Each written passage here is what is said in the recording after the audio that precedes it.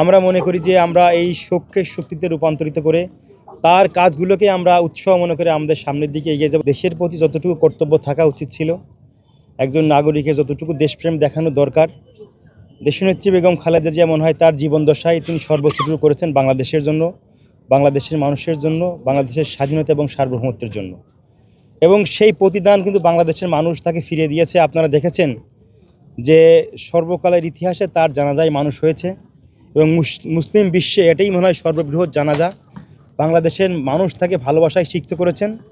আমরা মনে করি উনি ছাত্রদলের সাংগঠনিক অভিভাবক ছিলেন, আমাদের পথ প্রদর্শক হয়েছিলেন এবং তার দেখানো পথেই আমরা আগামীতে তার যে আদর্শ, তার যে আপোষহীনতা, তার যে দেশপ্রেম, সেই সব গুণাবলীতে উদ্দীপ্ত হয়েই আমরা আগামী দিনে তার এই পথ চলাকে আমরা আমাদের পথে মনে করে আমরা আগামী দিনে আমাদের পথ চলবো। আমরা ছাত্রদল তার আদর্শকে ধারণ করেই, তার দেশপ্রেমকে ধারণ করেই, তার ভালো কাজগুলোকে উৎসাহ মনে করি আমরা সামনের দিকে এগিয়ে যাব। আমরা সেই আশা করি যে দেশনেত্রী বেগম খালেদা জিয়ার দেশপ্রেমী এবং তার যে আপোষহীনতা সেটা আমাদের সামনের দিনে পথ চলাতে আরও বেশি আমাদেরকে উৎসাহিত করবে।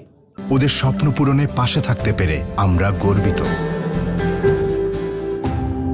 দেখুন, উনি কিন্তু সারা বাংলাদেশের মানুষের হৃদয়ের মণিকোঠায় ওনার স্থান ছিল।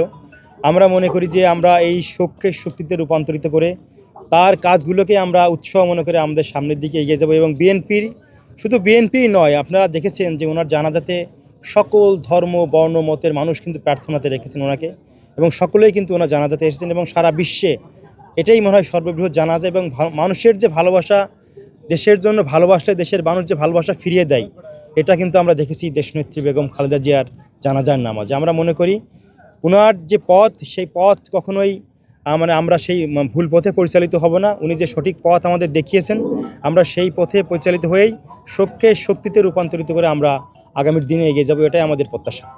বেগম জিয়ার সাথে আমাদের স্মৃতি আছে। আমি যখন 15 সালে জেলে ছিলাম, আমি যখন বের হই তখন ওনার সাথে দেখা করতে গিয়েছিলাম গুলশান কার্যালয়ে।